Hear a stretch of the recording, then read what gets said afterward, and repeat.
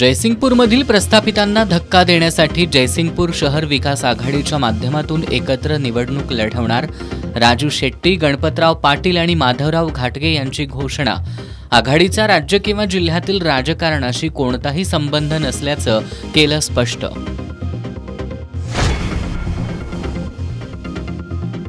कोल्हापूर महानगरपालिकेच्या आगामी निवडणुकीसाठीची प्रारूप मतदार यादी जाहीर। 10 वर्षात वाढले 41,000 मतदार।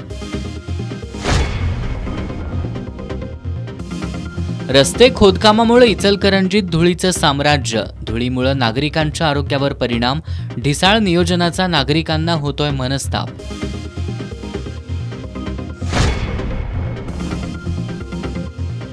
कोल्हापूर जिल्ह्यातील सर्व अकॅडमी आणि शाळांच्या वसतिगृहांची तपासणी पूर्ण।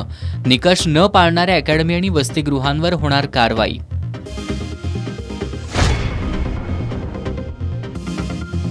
आणि यंदाच्या फुटबॉल हंगामाचा 1 डिसेंबरला होणार शुभारंभ।